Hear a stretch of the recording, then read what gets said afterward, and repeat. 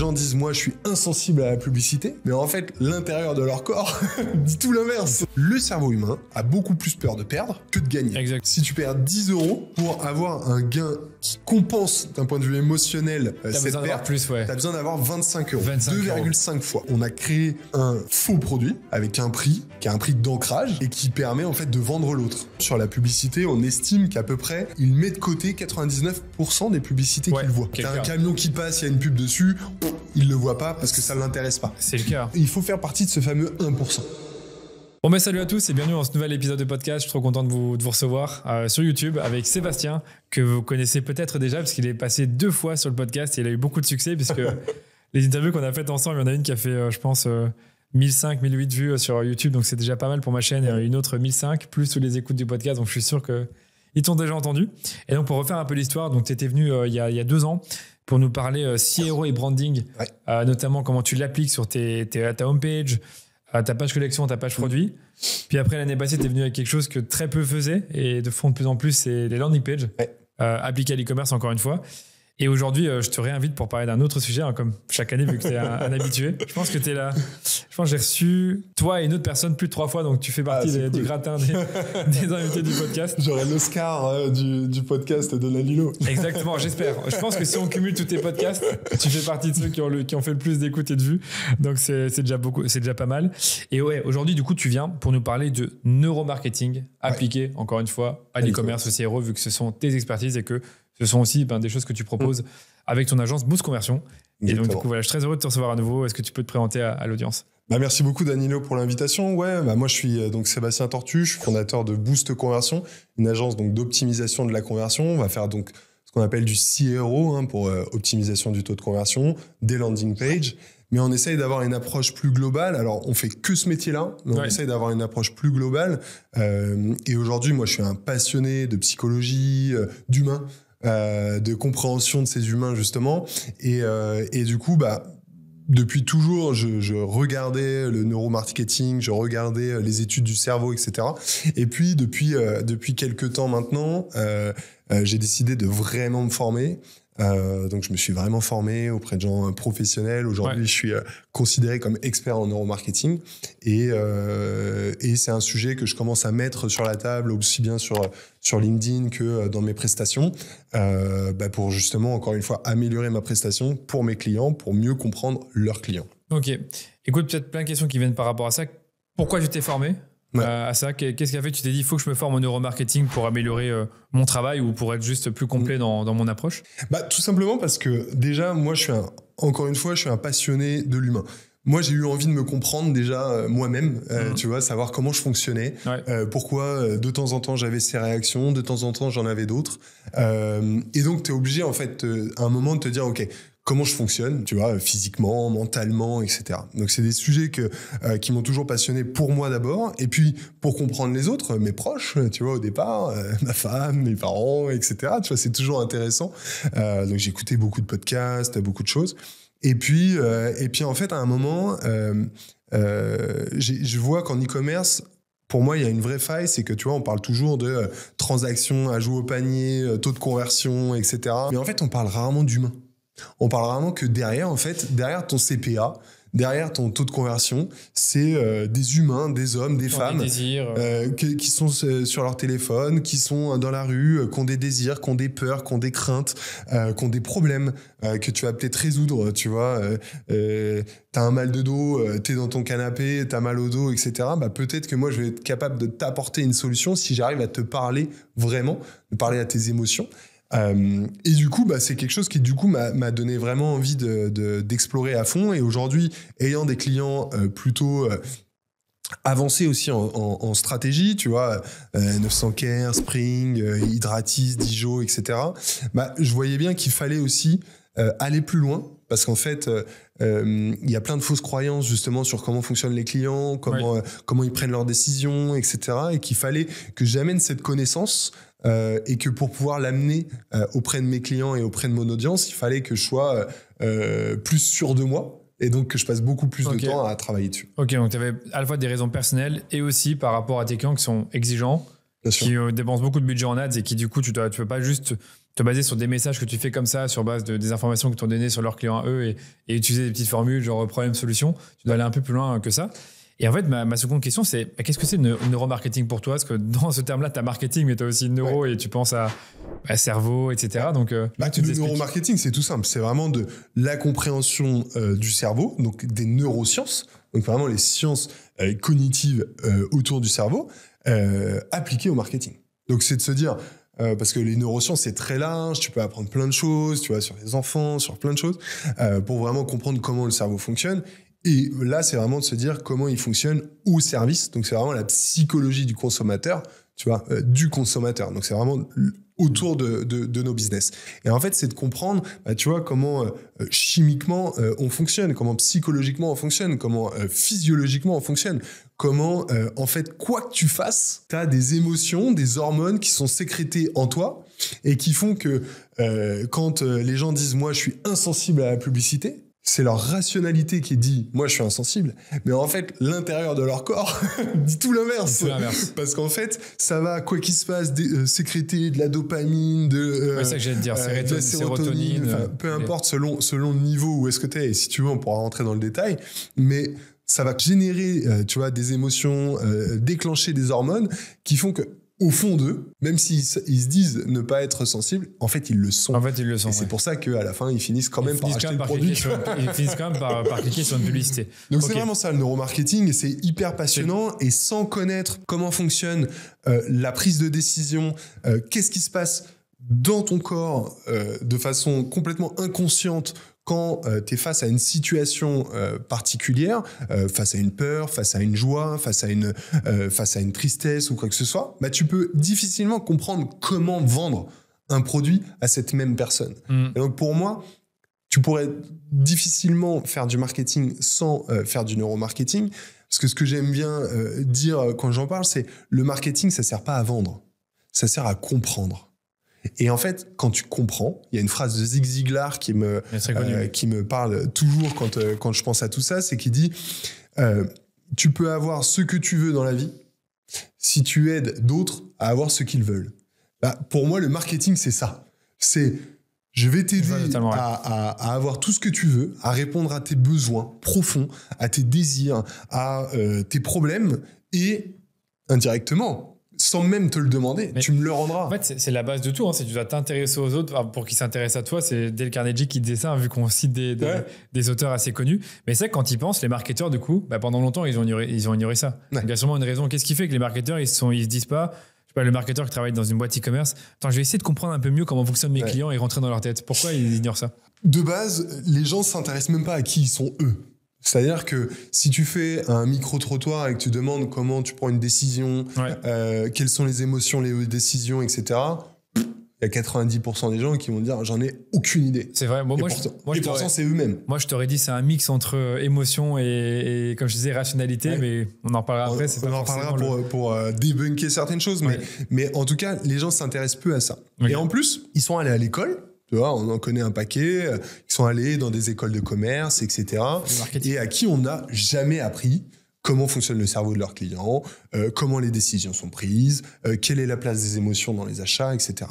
Pourquoi ? Parce qu'en fait, c'est aussi une science qui est assez nouvelle. Tu vois, disons que ça fait 20... Alors, c'est un peu plus vieux, mais ça fait, sur ces 20 dernières années, on n'a jamais autant appris. Mais c'est ça que je voulais t'en parler, mais les neurosciences, en fait, tu connais très bien Andrew Huberman, je suppose. Ouais. Lui, il le dit, c'est depuis les années 70 qu'ils ont découvert la dopamine ou un truc comme ça. Bien sûr. T'imagines que c'était il y a juste 50 ans qu'ils ont découvert cette foutue hormone qui nous rend littéralement drogués à plein de trucs. Et en fait, c'est hyper intéressant ce que tu dis parce que, en fait, c'est de se dire, en gros, la société de consommation comme on la connaît, elle a 50 ans à peine. Ah oui, durant les 30 glorieux, ça a vraiment commencé. C'est ça. Donc ça fait 50 ans. Et en fait, notre cerveau, il est le même depuis des milliers d'années. Exact. Et il a assez peu évolué finalement. Quand tu l'étudies, il a un petit peu évolué, mais pas tant que ça. Et surtout, sur ces 50 dernières années, il n'a pas tant évolué.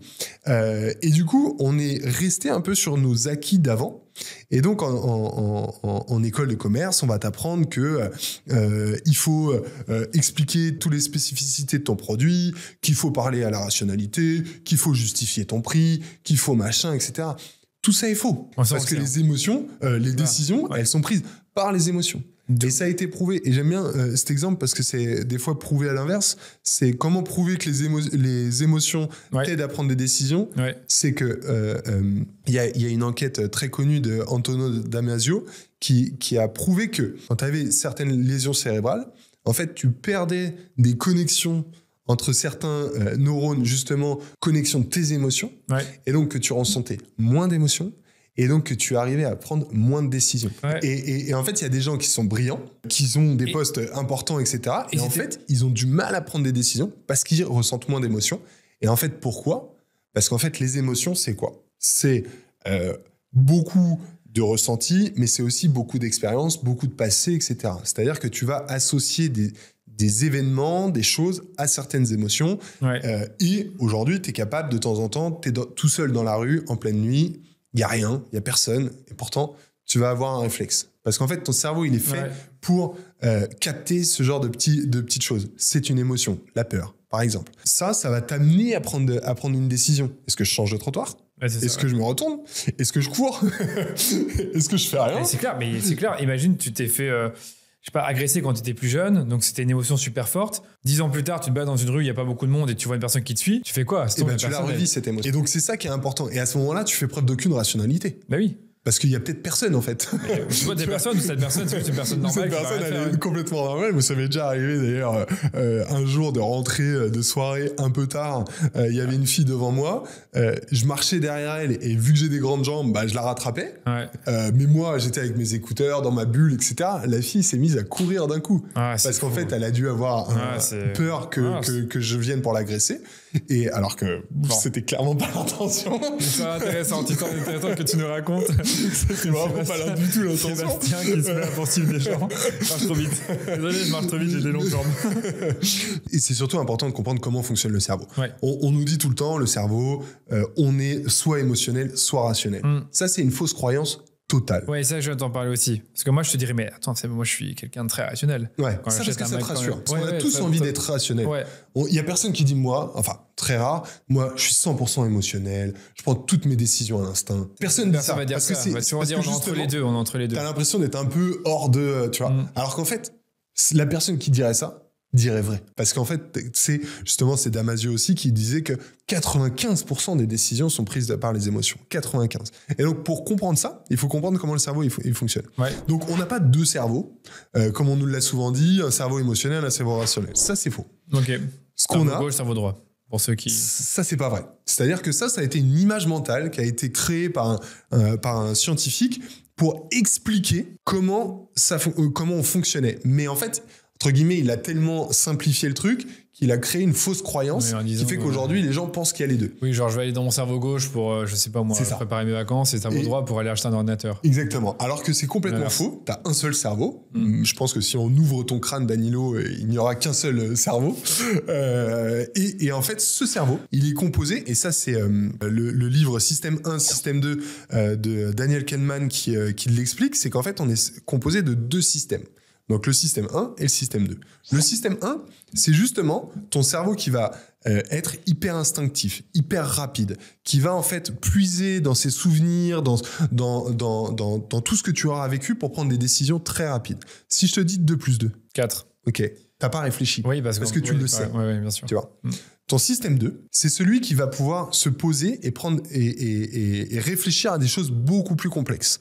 Et qui du coup va venir un peu en sauvetage à certains moments quand ton système 1 n'arrive pas à prendre de décision. Ouais, c'est ça que j'allais te dire. Mais le problème, c'est que le système 2, il a du mal à prendre des décisions. Parce qu'en fait, lui, il va être capable de raisonner, mais en fait, vu qu'il va prendre trop de paramètres, à la fin, il est bloqué et il ne sait pas prendre de décision. Je vais te donner un exemple que tu dois connaître, mais quand tu dois acheter une voiture qui coûte 100 000 euros, évidemment que tu vas utiliser plus son système 2. Mais en réalité, à la fin de la journée, c'est le système 1 qui va arriver. C'est faux. En fait, je finis juste sur le système 1 et 2 et avec l'exemple, comme ça tu vas le capter. Bien sûr. Si je te dis racine de 16... Ouais, c'est trop complexe, c'est 4. C'est 4 aussi. 4, ouais, mais enfin bref. Et en fait, t'as dû réfléchir.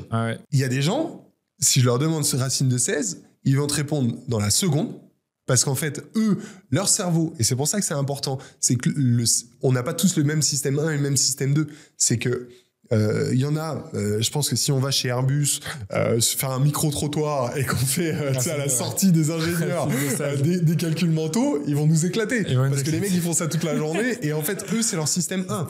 Si tu vas, par contre, à la sortie d'une école de théâtre et que tu poses exactement la même question, là, tu fais appel à leur système 2, tu les perds et en fait, ils vont se perdre. Le cerveau, il va consommer énormément d'énergie.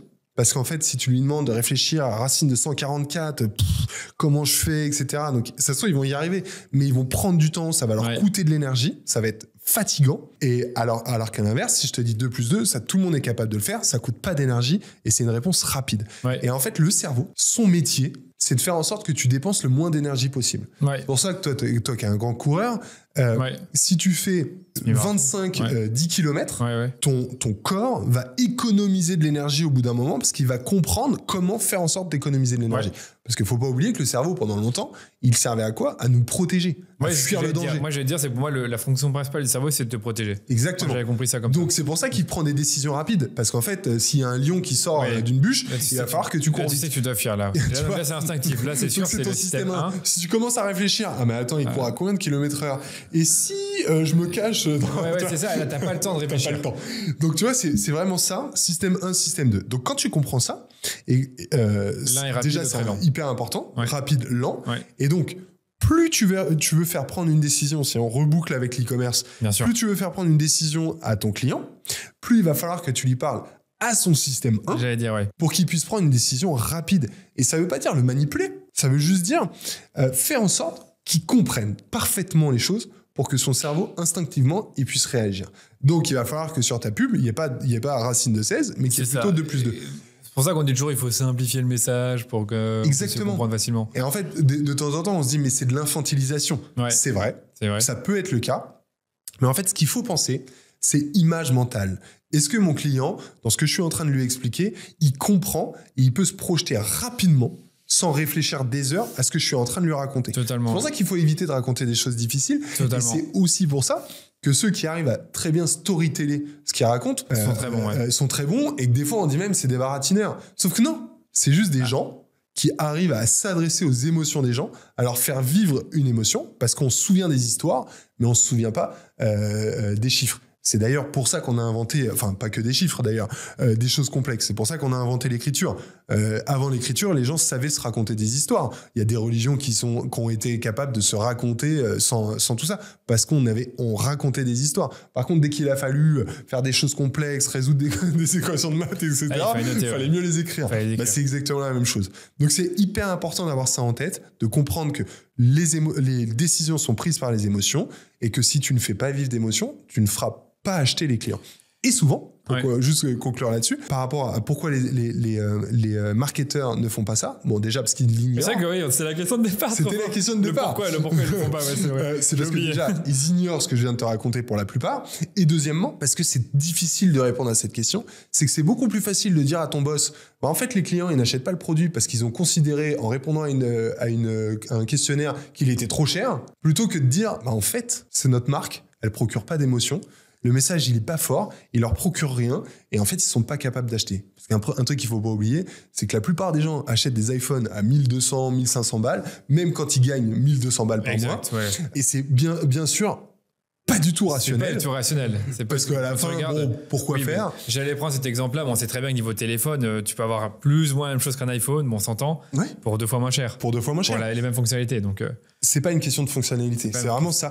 Et donc, quand tu comprends ça, tu remets en question en fait beaucoup de croyances marketing et en fait il y a plein de gens qui veulent pas affronter cette réalité parce que déjà ils la comprennent pas et puis parce que derrière ça crée des réponses qui sont plus complexes. Comment ta marque elle crée des émotions? J'allais dire vachement plus dur que de dire quel est le bon prix pour quel est le bon prix ou comment bien lister ses caractéristiques. Du coup ça amène à une question, comment tu parles au système 1? Donc je suppose qu'il y a des raccourcis, des biais cognitifs. Donc, c'est quoi les biais cognitifs que tu peux utiliser en quelque sorte pour aller parler à ce système 1? Et si c'est possible de les appliquer à l'e-commerce, c'est encore mieux. Vu que... Alors, des biais, il y en a plein, tu vois. Il y en a des centaines, on en découvre encore, tu vois. L'étude du cerveau, elle est pas complète. Mais si je te donne un exemple que moi, j'aime beaucoup utiliser, principalement sur la partie landing page, c'est ce qu'on appelle l'aversion à la perte. Pourquoi ? Parce que le cerveau... Au risque ou à la perte ? Non, c'est différent. C'est la version à la perte, mais c'est pas la version au risque. C'est pas la même chose. Non, c'est la version... Ça pourrait être pas loin, mais c'est la version à la perte. On perte. n'aime pas perdre, en gros. C'est de se dire, en fait, on n'aime pas perdre. Si tu reprends encore il y a 200 ans ou quoi que ce soit, tu as fait ta récolte de fruits, etc. Si je te dis, tu as perdu ta récolte, ça va être difficile parce que potentiellement, tu peux mourir si tu n'as plus à manger, etc. Ouais. Alors qu'à la place, si on te dit, tu as ta récolte et je vais pouvoir te faire gagner 5 pommes de plus. 5 pommes de plus, c'est ça. Peut-être ça va pas changer ta vie parce que tu avais déjà largement de quoi manger. Donc, ouais, ça peut être cool, je vais faire des compotes en plus, mais à la fin, tu vois, ça va pas te changer ta life. Donc, en fait, c'est de se dire, le cerveau humain a beaucoup plus peur de perdre que de gagner. Exactement. Pour la même valeur, entre gagner 5 ou perdre 5. Et en fait, exactement. C'est-à-dire que si tu perds 10 €, tu vas être dégoûté. Si tu gagnes 10 €, tu vas être content, mais ça va pas être égal. D'ailleurs, il a été prouvé que sur une partie financière, si tu perds 10 € pour avoir un gain qui compense d'un point de vue émotionnel cette perte, t'as besoin d'avoir 25 €. 2,5 fois. Ok. D'où le fait que là, quand tu paries, tu commences à perdre même 5 €. Tu te dis, il faudrait que je gagne au moins 12 € pour vraiment compenser ça. Donc, tu vas rejouer. Exactement. Et ça va te... Et donc, c'est vraiment cette peur de perdre qui fait que y a plein de gens qui tombent dans des addictions, dans plein de choses, parce qu'en fait, cette émotion, elle est trop forte. Elle est trop forte pour eux, et d'ailleurs, il y a des gens qui, à l'inverse, alors eux, c'est encore un autre biais, mais qui, je vais pas dire qu'ils vont, par exemple, au casino pour perdre, mais en fait, ils vont pour vivre l'émotion de la peur de perdre. La peur de perdre. Parce qu'en fait, c'est un danger. Ouais. Tu sais, un peu comme les mecs qui roulent à 300 km/h en moto, tu vois. C'est un peu la même chose. C'est prise de risque, danger. Et en fait, je vais pas dire que ça les arrange de perdre, parce que bon. Non. Mais en fait, c'est cette émotion qui est tellement forte que les gens ont envie de la vivre. Ok. Donc, si je prends un exemple, par exemple, pour l'e-commerce sur la version de la perte, c'est de se dire, par exemple, aujourd'hui, sur 95% des sites qui font de l'abonnement, il y a écrit, en t'abonnant, tu gagnes 10% ou tu économises 10% par commande. Ouais. À l'inverse, si tu disais sans t'abonner, tu perds 10% à chaque commande que tu vas passer. Et ça marche mieux, ça. Ça marche mieux ça. Et c'est vrai que je me rappelle de ces trucs-là, mais c'est tellement difficile à appliquer parce que c'est contre-intuitif, comme tu le sais. C'est complètement contre-intuitif. Tu penses toujours à dire qu'est-ce que tu vas gagner et pas ce que tu vas perdre, ou ce que tu pourrais perdre, pardon. Exactement, ce que tu pourrais perdre. Et donc ça, c'est hyper important. Donc tu vois, plutôt que de dire tu vas gagner 10% de productivité, c'est en fait chaque jour qui passe, tu perds 10% de productivité, 10% de résultats si tu fais pas telle ou telle chose. Là, je suis en train de perdre quoi ? Clair. Et du coup, tu as envie de passer à l'action. T'as envie d'agir, ouais. C'est vrai que c'est très bien que tu le rappelles, que tu l'expliques comme ça, parce que je pense que les gens ne le comprennent pas bien comme ça, en fait, de manière générale. Et ça, c'est super important. Et d'ailleurs, tu vois, j'ai créé un prompt IA pour raconter ton histoire en partant de la version de la perte. Donc, de temps en temps, c'est un peu abusé, mais ça te permet de trouver des choses intéressantes. Après, il ne faut pas le faire sur tous tes messages, mais c'est vrai que sur des messages comme ceux-ci, sur de l'abonnement, potentiellement, ça fait sens. Pour utiliser tel outil, ça peut faire sens aussi sur plein de trucs. Okay. On a parlé de la version de la perte, il pourrait y avoir la désirabilité sociale. Ça, c'est évidemment... j'adore celui-là. L'humain est un animal social. Il a besoin des autres pour exister. Voilà. Si on reprend encore, il y a 200, 300 ans, si t'es pas dans un groupe, tu meurs. Parce que, tu vois, il faut être capable de se protéger face aux intempéries, face à la dureté de la vie, face à tout ça. Ouais. On était obligé d'être en clan. Obligé, il y a que 200 ans, c'est rien du tout. Mais oui, bien sûr. Aujourd'hui, tu peux vivre un peu plus seul. Mais encore que, tu vois, quand t'es tout seul, c'est quand même compliqué. Si t'es sur une île tout seul, c'est compliqué. Donc, t'as besoin, tu vois, t'as besoin d'être désiré par un groupe. Et t'as besoin de te sentir appartenir à un groupe. Et donc, dès que tu vas pouvoir mettre en avant des preuves sociales, que tu as un nombre important de clients, que ces clients ils sont contents, que tout ça, là tu vas pouvoir vivre, tu vas pouvoir créer cette désirabilité en disant ok, moi aussi je peux faire partie de ce groupe, peux être, tu vois, je me reconnais dans ce groupe et donc dans cette personne, par exemple, quand tu fais des ads, quand tu fais des landings, etc., intéressant de mettre des gens. C'est pour ça que c'est hyper important de mettre des gens pour que les visiteurs puissent se dire ok, est-ce que je m'identifie à ces gens-là ? Si moi je tombe sur une landing avec que des personnes de plus de 70 ans, je vais pas m'identifier. Peut-être que pour mes parents, mes grands-parents, peu importe, mais en tout cas, si c'est pour moi le message, je vais pas m'identifier. Par contre, si je vois des gens de mon âge, tu vois, qui ont un train de vie comme le mien, etc., je vais m'identifier. Et c'est ça qui va être important. Donc, tu vois, tu vas pouvoir jouer là-dessus aussi pour faire en sorte que ton client, en fait, il soit pas tout seul dès le départ. Tu vois, et qu'il fasse partie d'un groupe, qu'il fasse partie d'une communauté, qu'il fasse partie de ça. Et donc, tu vois, par exemple, l'une de nos landing pages, je peux le dire parce que maintenant, elle tourne depuis tellement longtemps que beaucoup de gens l'ont vu, ceux qui analysent les landing pages de marques connues en France, de Spring, c'est pourquoi 60 000 Français ont décidé de jeter leur bidon de lessive. Voilà, du coup, là, si tu veux faire comme eux, en gros, c'est tu fais la masse. Pourquoi ils l'ont fait ? Donc, pourquoi tu le ferais pas ça aussi ? C'est un hook qui est fort, oui. Donc, ça, c'est ton hook au début de la landing page. C'est mon titre de landing page. Ton titre de landing page, pardon. Et donc, ça, c'est désirabilité sociale. Il y a presque de l'aversion à la perte, d'ailleurs. Parce que, tu vois, si tu le fais pas, si tu le fais pas, pourquoi t'es pas avec eux ? Exactement. Donc, tu vois, et il y en a plein comme ça, biais de cadrage. On parlait du prix tout à l'heure. Ouais. L'ancrage, peut-être. Cadrage ou ancrage, comme tu veux, c'est justement de se créer un cadre pour se dire, si demain tu arrives sur, prenons l'exemple d'un restaurant, tu ouvres la carte des vins. Ce qui est important à savoir, c'est que l'humain a du mal avec les chiffres. C'est vraiment quelque chose qu'il a du mal à conceptualiser. Et du coup, il va toujours faire des comparaisons.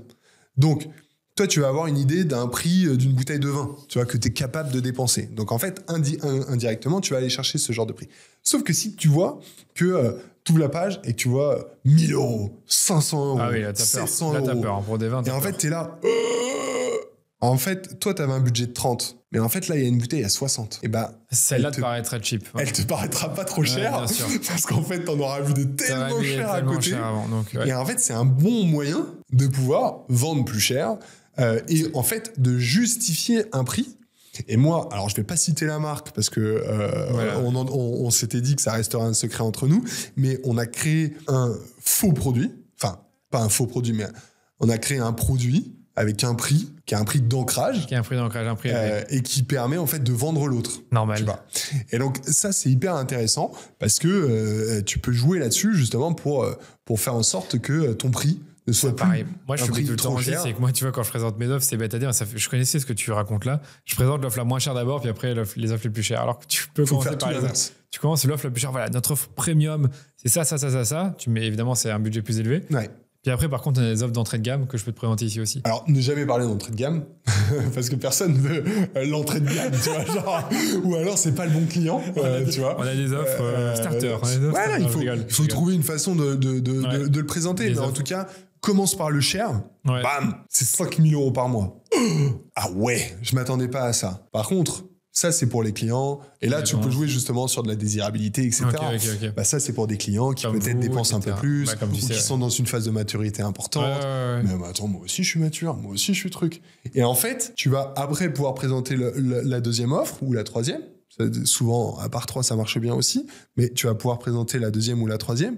Et en fait, si tu arrives à créer de la désirabilité, à créer de la rareté sur la première offre, tu as beaucoup plus de chances de faire en sorte déjà qu'il ait envie de la première offre, et ou que la deuxième, il soit sûr de la prendre. Parce qu'en fait, il ne voudra pas la troisième parce qu'elle lui paraîtra tellement loin du service de la première qu'il aura envie de cette, au moins de cette première, voire de cette deuxième. Je vois ce que tu veux dire. C'est tout ça qui est hyper important à comprendre, à connaître, pour pouvoir justement faire vivre des émotions. Et là, on est vraiment en train de parler de jouer sur les émotions pour faire en sorte que les clients aient envie d'acheter. Et là, comme ça, tu en as combien des billets là, que tu utilises en e-commerce pour tes clients sans trop réfléchir? De façon récurrente, je dirais qu'il y a une liste de 20-25 billets que tu utilises régulièrement. Après, il en existe plein, mais qui sont plus difficiles. Et puis après, il y a aussi, tu vois, c'est important, c'est de se dire, les biais, c'est ni bon ni mauvais. C'est-à-dire que c'est vraiment ton cerveau qui fait des raccourcis pour, encore une fois, lui permettre d'acheter plus facilement. S'il doit prendre en compte tous les paramètres, il va jamais prendre sa décision. Donc, c'est hyper important pour lui. Tu vois, on parlait de désirabilité sociale tout à l'heure. Bon, bah, OK, il y a 100 000 clients qui ont acheté. Ils ont 4,8. J'ai eu le cas, tiens, il y a 2 jours. Je suis tombé sur un produit en faisant un bench. Je vois que ça pourrait répondre à un de mes problèmes auquel j'avais même pas spécialement pensé. Donc là, c'est plutôt là, t'étais prêt à acheter. T'étais en train de dire je pourrais l'acheter. Je vois qu'il y a il parle de 20 ou 30 000 clients. Je vais sur Trustpilot, ils ont genre 1000 avis, 4,8, et les mauvais avis, c'est il est pas arrivé à temps, j'ai pas eu de réponse du service client. Tu sais, des trucs banals qui parlent pas du tout de la solution. Bah, d'un coup, je me dis, attends, je le prends parce que le risque, encore une fois, le risque que je me trompe, il est quand même hyper faible. Il est très faible. Et en plus, si je me trompe, je pourrais toujours remettre la cause sur les autres. En se disant, bah attends, je comprends pas. Il y avait 1000 avis positifs. Comment enfin, tu vois. Et au pire, vu que je vais post-rationaliser, parce que c'est toujours ça, les émotions et après la rationalité. Vu que je vais post-rationaliser, je vais dire, ouais, mais en même temps, je suis pas comme les autres. En même temps, je suis pas comme les autres. Et du coup, je vais me rassurer. Problème, etc. Et je vais avancer comme ça. Donc, tu vois, c'est comme ça que c'est hyper important. Mais en fait, ce qu'il faut comprendre, c'est que on utilise ces billets pour raisonner plus vite, prendre des décisions plus facilement parce qu'il y a trop d'informations.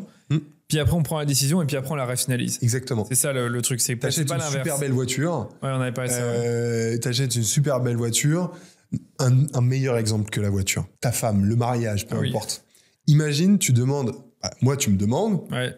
Je connais la question, donc je vais pouvoir te répondre. Mais si tu me demandes pourquoi tu aimes ta femme, la vérité... C'est émotionnel, donc tu peux pas expliquer. Mais oui, mais... Tu peux pas dire elle a des beaux cheveux, j'aime bien la conversation que j'ai avec elle. Alors, pose la question dans la rue.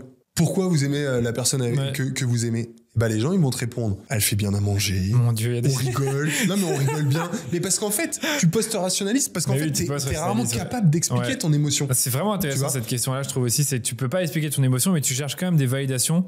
Surtout dans ce cas-là où tu te dis, voilà, pourquoi me marier avec elle ou pourquoi bien sûr. Parce qu'en fait, tu as trouvé plein de raisons pour expliquer quelque chose que tu peux pas expliquer. Moi, si tu me demandes pourquoi je me suis marié avec ma femme, tu vois, c'est une question presque philosophique. Ouais, c'est ça. Et en fait, j'ai besoin de faire une introspection sur moi-même. Oui, t'as pas fait un Excel en disant si je me marie, je vais gagner et là, tu vois, t'es en train de parler à mon système 2. Parce qu'en fait, je suis obligé de réfléchir en me disant, attends, mais comment je rationalise mon émotion ? Et donc, la réponse la plus évidente, elle me fait rire, elle est très belle, elle est entreprenante, elle me soutient, elle fait bien à manger. Et en fait, tu viens rationaliser par des choses plutôt pragmatiques. Pragmatiques, vraies. Et en fait, si je te donne une personne qui a toutes ces mêmes qualités, c'est pas pour autant que tu vas l'aimer. Pour autant que tu vas l'aimer ou plus l'aimer que ta femme. Exactement. Ouais, hyper intéressant. Bon, je sais plus où on était là-dessus, mais on était sur les billets. Par contre, j'avais une autre question sur les billets, c'est il se passe quoi quand tu les utilises mal ou si tu les comprends pas, est-ce que ça peut avoir un effet contre-productif ? Ah bah complètement. En fait, tous les biais, encore une fois, sont et positifs et négatifs. Positif, pourquoi ? Parce que, encore une fois, c'est ton cerveau qui décide de le prendre pour prendre une décision rapide. Et donc, pour te rendre service, j'ai besoin de prendre une décision rapide, je passe par ce biais.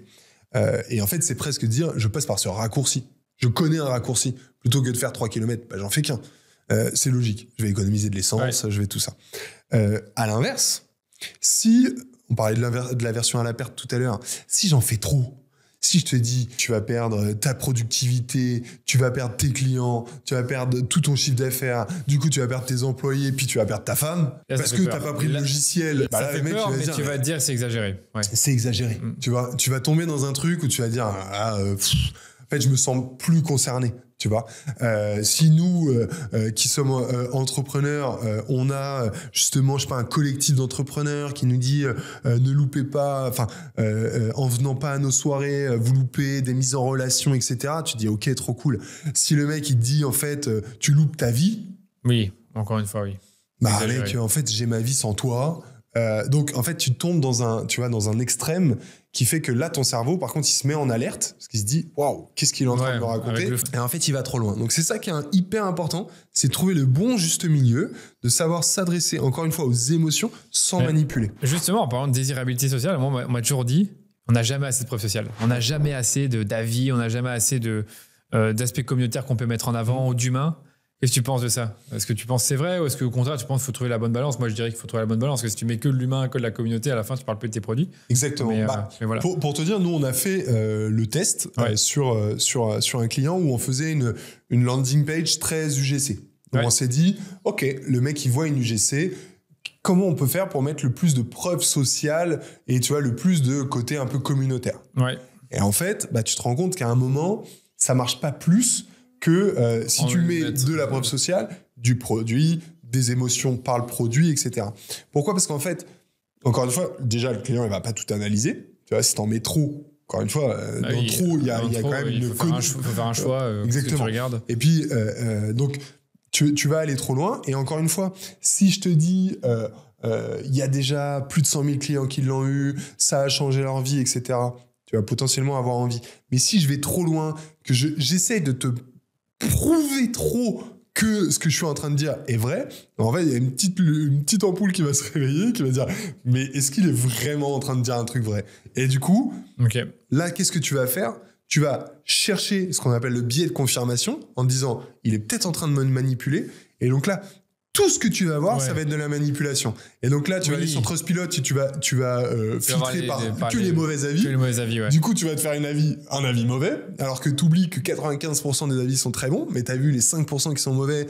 Ouais, le produit marche pas, c'est cassé, ça marche pas sur moi, etc. Et en fait, tu vas aller chercher ta confirmation là-dedans. Donc c'est là-dessus que c'est important, tu vois. Et encore une fois, c'est de trouver le bon juste milieu pour parler au système 1. Et si t'en fais trop, système 2 se met en alerte, je suis pas capable de prendre une décision, je vais rationaliser, je vais chercher, et en fait, tu vas perdre le client. Ok, je comprends. Bon, attentif à ça, du coup.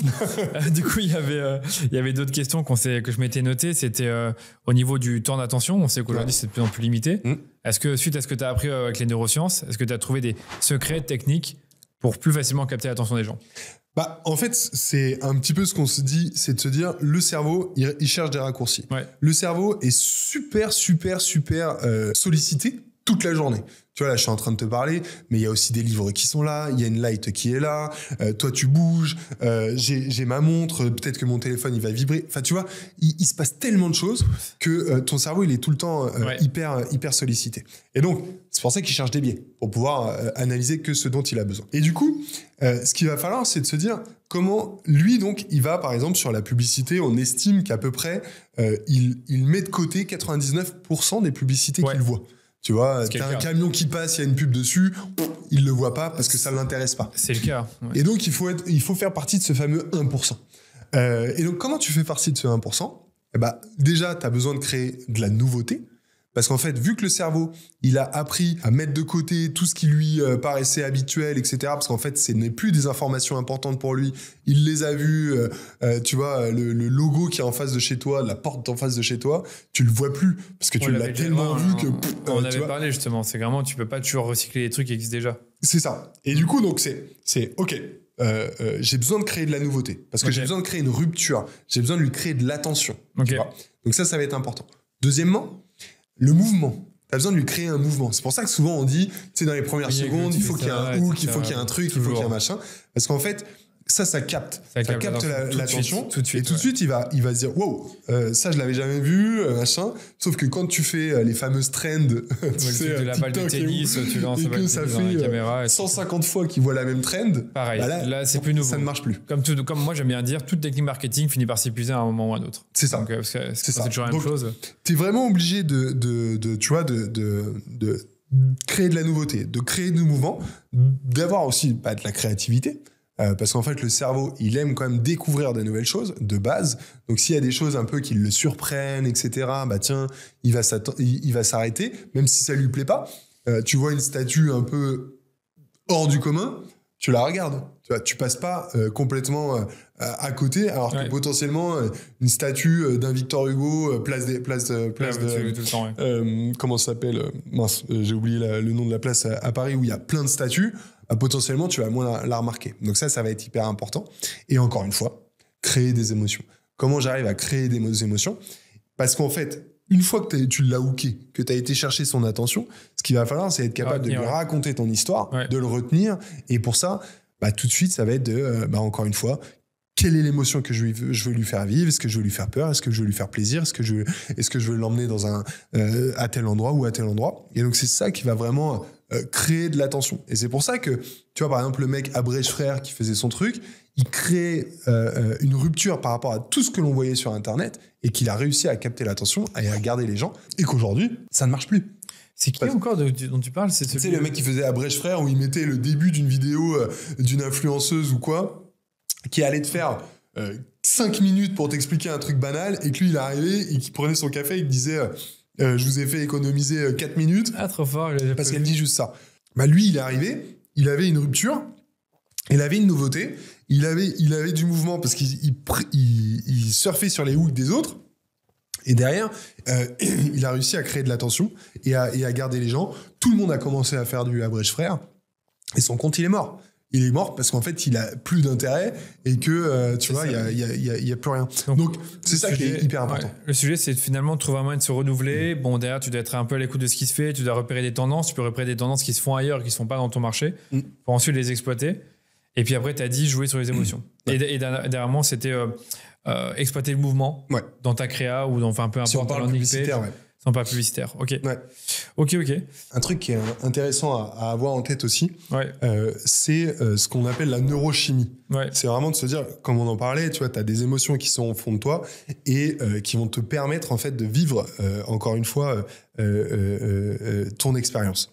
Tu es sur ton téléphone, dans ton canapé. C'est qui la personne qui t'inspire le plus au monde? Je vais pas dire Elon Musk, c'est classique. Bon, disons que c'est Elon Musk, peu importe. Imagine, c'est Elon Musk. T'es sur ton feed Insta, t'es là sur ton canapé un samedi soir ou un dimanche soir, hop, tu scrolls, et là tu vois une photo d'Elon Musk. Tiens, tu t'arrêtes. Ouais. Tu vois qu'il a une super montre, tu vois, un peu haut de gamme, etc. Là, qu'est-ce qui se passe? Création de dopamine, création du désir, tu vois.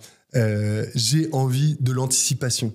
Putain, qu'est-ce que moi je serais si j'avais la même montre qu'Elon Musk? Ce serait quelque chose. Ça serait quelque chose, ouais. Je serais peut-être pas le même mec. Peut-être que c'est une montre connectée qui lui permet d'être aussi efficace, qui lui permet. Tu vas cliquer sur l'ADS, tu vas tomber sur une landing page. Tu vas tomber sur une landing page. Et là, la landing page, elle va te raconter une histoire. Elle va te raconter, tu vas voir qu'il y a justement d'autres clients, etc. Là, qu'est-ce qui se passe? C'est l'hormone qu'on appelle l'ocytocine qui va se déclencher et qui va te permettre de créer du lien. C'est de créer du lien, ouais. Donc de créer de la confiance. Ok. Tu vois. Donc là, tiens, ça c'est intéressant.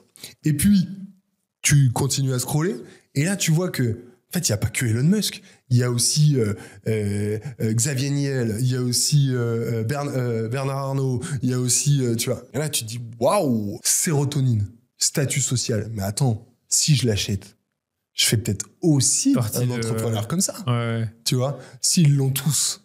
Tu vois, donc au départ, tu as cette anticipation du désir. Ouais. Ensuite, tu as ce truc de OK, j'ai créé un lien. Tu vois, j'ai créé un lien. Et puis, waouh, mais attends, là, on est en train de parler de statut.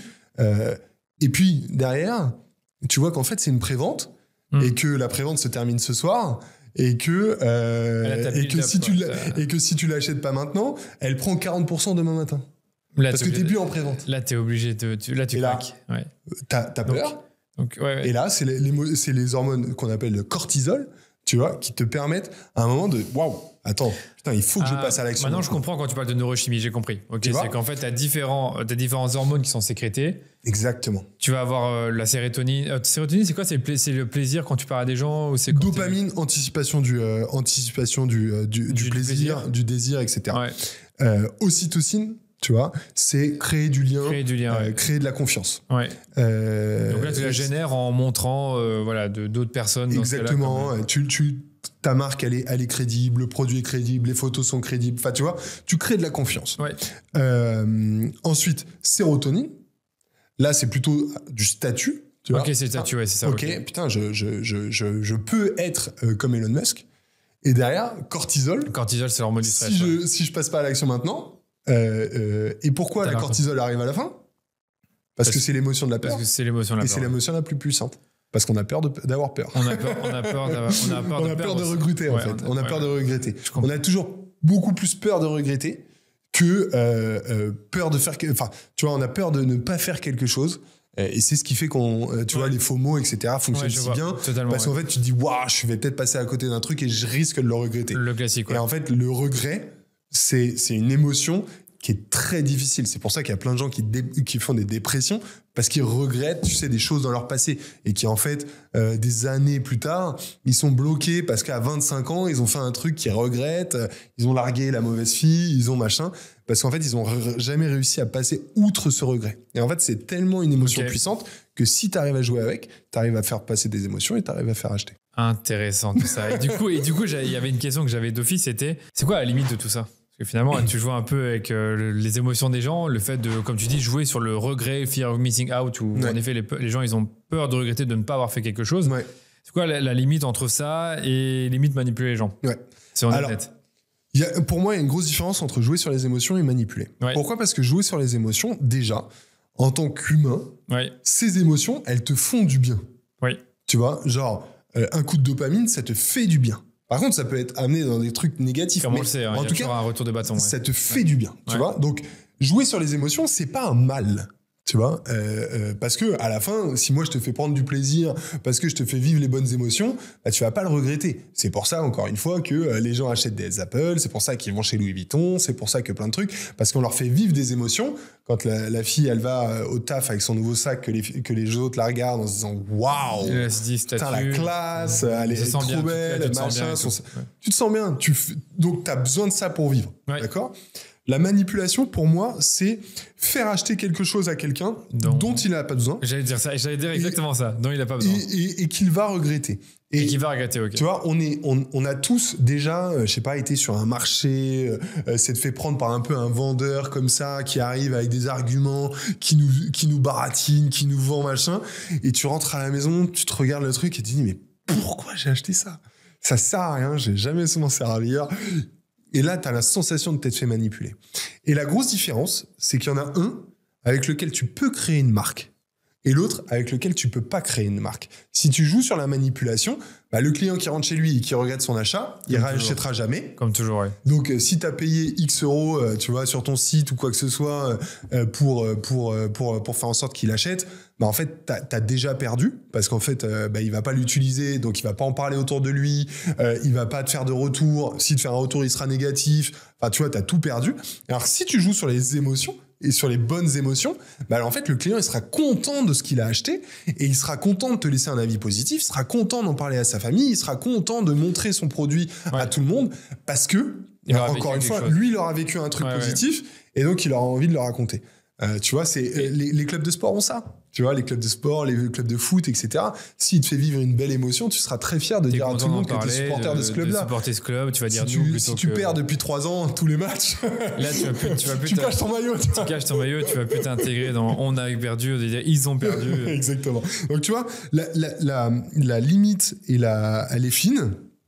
Mais elle est hyper importante à trouver et c'est pour ça que tu vois, nous par exemple sur nos sites on évite au maximum tout ce qui va être il y a plus que 2 produits en stock, il y a plus que machin, parce qu'en fait ça marche, mais si le client se rend compte que il l'a pas acheté maintenant, et que 3 semaines plus tard il revoit il y a que 2 produits en stock, soit il va se dire bah en fait il y a personne qui l'a acheté entre temps. Tu vois, s'il n'a pas le recul, il va se dire, il n'y a personne qui l'a acheté entre-temps. Donc là, tout ce que tu as fait sur la désirabilité sociale, ça tombe à l'eau. Soit lui-même, il se dit, OK, il se fout de ma gueule. Mais je vais faire avoir. Et du coup, j'ai plus envie de l'acheter. Donc tu vois, c'est là où c'est hyper important de trouver le bon cadrage de ce que tu utilises. Comme toujours, il ne faut pas mentir, il ne faut pas exagérer, il ne faut pas surfaire les choses. Sinon, inévitablement... Encore une fois, il y a ceux qui veulent créer des marques et ceux qui veulent faire des coups. Si tu veux faire un coup... Ça marche, mais sans valeur, t'auras plus de rétention. Tombe dans ce qu'on appelle les dark patterns, fonce et essaye de trouver le bon juste milieu pour que les clients passent pas de l'autre côté quand même, mais fonce là-dedans. Si tu veux créer une marque long terme, tu vois, avec un Spring, on va pas dire il en reste 3 en stock. Mais non. Parce qu'en fait, ils en vendent des milliers par jour, ou par mois, tu vois, donc à un moment ça va pas être crédible et j'espère même que si j'avais l'idée de le faire, que le boss il me dirait non, ne le fais pas. Tu vois, ne le fais pas parce que je trouve ça ridicule. Donc tu vois, c'est ce juste milieu qui est important à trouver et de se dire encore une fois, tu dois faire vivre des émotions, qui sont à la fin positives, même si tu peux jouer un peu sur de la peur, même si tu peux jouer sur tout ça, mais à la fin ça doit être malgré tout positif pour que le client il ait envie de réacheter et qu'il ait envie de parler de toi. Ça tout dépend aussi du côté éthique du marketeur en question. Bien sûr. Ok. T'as parlé du fait qu'on se trompe souvent en disant il y a un cerveau gauche, cerveau droit, que c'est pas vrai en réalité, que on prend les décisions pas seulement de manière émotionnelle, mais qu'il y a aussi une part de rationalité qui entre en jeu, finalement pas tant que ça, mais plutôt a posteriori. Est-ce qu'il y a d'autres croyances marketing que tu pourrais débunker suite à ta connaissance du ce que tu as appris sur le neuromarketing? Alors, par exemple, les clients savent ce qu'ils veulent. Alors il y a une phrase quand même connue de Henry Ford qui disait, tu vois, si j'avais demandé à mes clients ce qu'ils voulaient, ils m'auraient dit un cheval qui va plus vite. Qui malgré tout est une phrase qui est vieille mais qui tient et qui est intéressante. Sauf qu'il y a beaucoup de gens quand ils font des enquêtes, quand ils font des questionnaires, etc. Ils oublient complètement ça, pensant que le client il va être capable d'innover. Ouais. Il va être capable d'avoir des idées. Sauf que le client, il n'est pas capable de ça. Il est capable de vivre des émotions et il est capable de les rationaliser. Et donc, si tu te bases sur la rationalité de sa réponse, alors tu fais fausse route. Encore une fois, il va te dire le prix, il va te dire les trucs, parce qu'il va te dire ce qu'il connaît, ce sur quoi il a des référentiels. Sauf que, ok, c'est trop cher, mais il l'a acheté. Enfin, oui, parce qu'en fait, t'as fait vivre autre chose. Tu vois, donc vraiment le fait de dire les clients savent ce qu'ils veulent, c'est faux. Et c'est pour ça qu'aujourd'hui, il y a plein d'outils, tu vois, sur les heatmaps, sur les analyses, etc., qui vont te permettre de comprendre ce qu'ils font. Et en fait, le neuromarketing, c'est ça qui est important, c'est pas comprendre ce qu'ils veulent, c'est comprendre ce qu'ils font et se comprendre ce qu'ils ressentent. D'où le fait que toi, tu n'es pas trop fan des enquêtes clients où tu dis c'est quoi votre problème ou c'est quoi la solution idéale pour vous. Ça ne marche pas. Dit ça, je pense, ça ne marche pas parce qu'en fait, tu fais appel à de la rationalité au système 2. Mais sauf que ce n'est pas le système 2 qui doit prendre la décision. Donc en fait, tu vois, tu es déjà en complet désaccord avec toi-même sur les réponses que tu attends. C'est vrai que moi, je trouve que demander aux gens la solution... Aucun intérêt. Demander si c'est trop cher... Aucun intérêt. Ils vont tous dire... c'est toujours trop cher. C'est toujours trop cher, Il n'y a jamais quelqu'un qui va dire non, c'est pas assez cher. C'est pas assez cher, faut vraiment que tu augmentes tes prix. C'est vrai qu'il y en a qui limite, tu fais voter sur le prix. Je sais plus c'est quoi les enquêtes où tu pourrais... Mais ça marche pas. C'est quoi? C'est souvent, c'est dans 95% ou voire un peu plus, des cas, c'est biaisé. Le deuxième biais, deuxième un peu chose à débunker, c'est je donne plus de choix à mes clients. Mais en fait, souvent, trop de choix, tue le choix. Ah oui, ça c'est un classique. Il y avait un livre là-dessus de Paradox of Choice. Exactement. C'est un des biais les plus importants, le paradoxe du choix. Moi, franchement, je suis abonné à Netflix. Je regarde quasiment jamais Netflix. Quand je me mets dessus, j'ai aucune idée de quoi regarder. Il y a beaucoup de choix. Mais bon, derrière, ils essaient de mettre des trucs en affiche, à la une, etc. Donc, bien sûr. Mais tu vois ce que je veux dire, c'est justement, ils font ce travail-là, tu vois, pour essayer de faire en sorte que ça facilite ton choix et que ça dirige ton choix. Parce que c'est ça encore qui est important. T'as plein de sites, t'as plein de produits sur ton site, c'est pas un problème. Tu vois, par contre, ce qu'il va falloir, c'est être capable, à un moment, de recentrer par rapport aux besoins exacts du client. Ça peut se passer par des quiz, par des catégories, par des filtres, par plein de trucs qui vont faire par des badges très écolo, le choix favori des clients, le machin, qui en fait va permettre aux clients de faire des choix plus facilement. Ouais, les badges, c'est bien ça. Ah bah ça a un impact énorme. Donc tu vois, ça c'est hyper important. Et moi je vois beaucoup de marques qui se perdent dans je rajoute des options, des trucs, parce que c'est ça que veulent mes clients. C'est pas ça, c'est ce qu'ils vous ont dit vouloir, mais c'est pas ce qu'ils veulent. Ce qu'ils veulent, c'est que ça reste simple. Ce qu'ils veulent, c'est évidemment, si tu lui dis comment on peut améliorer le produit, ils cherchent. Parce qu'il est poli. Ouais, bien sûr. Tu vois, il va pas te dire faut rien faire, il est parfait, faut rester comme ça. Non, tu lui poses une question, il cherche. Donc ça, c'est un point important. Et puis le troisième, et le point que les marketeurs remontent le plus et qui est sûrement l'un des plus faux, c'est le prix. Okay. C'est, tu vois, la barrière du prix. C'est trop cher. Oui. Il n'y a rien de trop cher. Oui, c'est que tu ne peux pas augmenter trop ton prix. Et c'est pas vrai.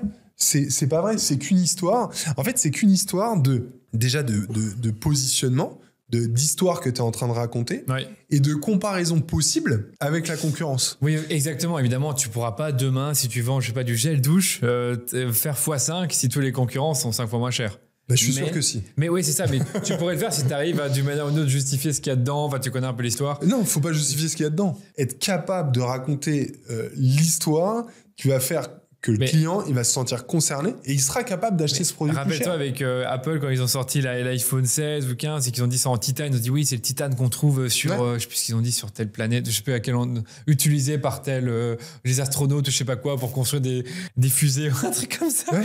Et tu te dis, ah ouais, j'achète carrément un bout de fusée. Exactement. Tu vois, exactement, tu vois. Et ça, c'est purement émotionnel. Ils te racontent des histoires sur base des caractéristiques produits. Mais évidemment. Parce qu'entre les versions d'iPhone, il y a quand même des changements qui sont assez minimes.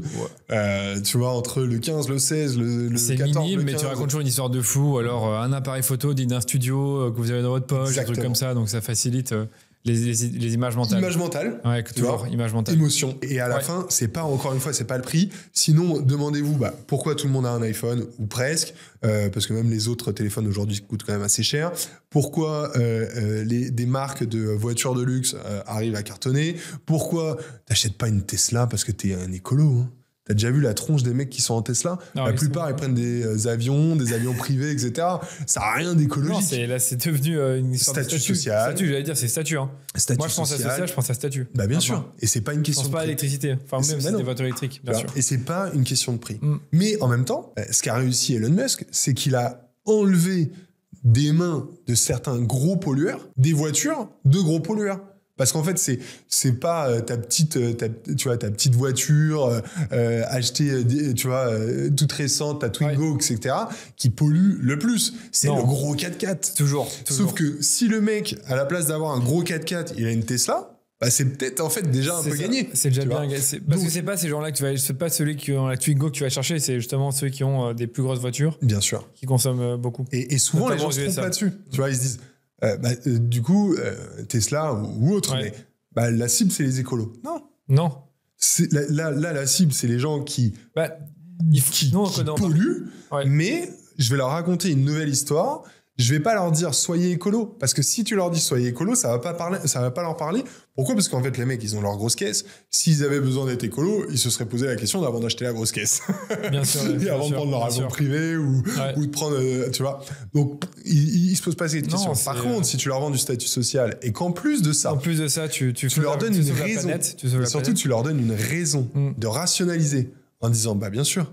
Moi, j'ai acheté la nouvelle voiture Tesla parce qu'elle est écologique, elle marche à l'électricité et que c'est quand même vachement mieux pour la planète. Tu vas utiliser les caractéristiques pour justifier ton achat. Exactement. On a presque terminé. J'ai une dernière question pour toi, parce que tu sais qu'on a beaucoup parlé d'IA ces derniers temps, surtout toi et moi, vu qu'on se parle de temps en temps par message ou vidéo. C'est quoi l'avenir du neuromarketing, neuro-CRO, comme tu me l'as cité, à l'ère de l'IA, avec notre ami ChatGPT qui peut un peu tout faire? Alors justement, alors déjà toute cette partie d'analyse, tu vois, parce que le CRO c'est quand même énormément d'analyse, data, clients, etc.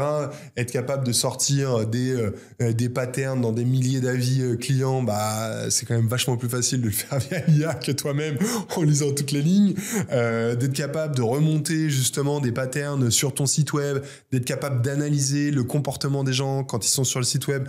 Aujourd'hui, tu vois, on a pas mal d'heatmap, ce genre de choses. Il y a des outils qui commencent à bien intégrer l'IA à l'intérieur, qui fait que en fait la conclusion de ton heatmap est déjà quasiment faite. J'adore ça. Je savais pas qu'ils faisaient ça déjà. Tout ça, c'est hyper intéressant parce que ça va te permettre en fait, encore une fois, et pour nos métiers, d'amener un service beaucoup plus premium à des clients pour le même prix, parce qu'au lieu que mon CRO manager passe une journée à faire une analyse, s'il en passe plus de 3 heures à faire cette analyse, il va passer plus de temps sur la partie stratégique, il va avoir des meilleures idées et il va être capable d'aller chercher plus de croissance. Donc pour moi, c'est vraiment ça. Et donc évidemment, on est encore qu'au début, je pense, qu'il y a encore énormément de choses à venir, mais pour nous, c'est hyper intéressant parce qu'encore une fois, comme je te disais tout à l'heure, tu as un bon prompt sur la version à l'après-alerte, tu es capable de raconter une histoire complètement différente en 2 secondes, tu l'intègres sur ta LP, tu testes, c'est parti, tu vois. Donc, l'IA, moi, j'investis énormément dessus, je me forme énormément, je suis en train de développer un outil IA interne pour justement avoir cette capacité de création illimitée, cette capacité à avoir des idées en illimité, parce qu'à la fin, je pense que c'est ça qui compte, et d'être capable justement de structurer tout ça. Bien sûr. Et du coup, pour moi, c'est comme tu le disais dans nos discussions, c'est plus un nice to have, c'est une obligation. C'est une obligation. Justement, en parlant de ça, je vais terminer là-dessus, parce que je sais que tu les mets parfois en avant, c'est que tu as des prompts sur des prompts ChatGPT qui peuvent aider sur la partie CRO, donc si tu veux les mettre en avant, je t'en prie. En fait, tu sais, moi, mon objectif, c'est d'aider le maximum d'e-commerçants. Aujourd'hui, avec l'agence, on a un positionnement qui est plutôt premium en termes de service. Bien sûr. Parce qu'on veut accompagner des marques sur lesquelles on a vraiment une capacité de créer le changement. Donc, on est obligé de mettre les moyens, on est obligé de mettre des humains, et les humains, ça coûte de l'argent. Là-dessus, il n'y a pas moyen de... Il n'y a pas de débat. Donc, à un moment, et je sais que du coup, tout le monde ne peut pas se payer ça. Donc, depuis à peu près 1 an, on s'est dit que chacun des grands apprentissages que l'on fera, on le transmettra payant Alors, on a fait beaucoup de gratuits, mais on a fait énormément de gratuits pendant tout le début de l'aventure. On continue à en faire, mais depuis, on fait du payant parce qu'on pense qu'à un moment, tout a une valeur, tu vois.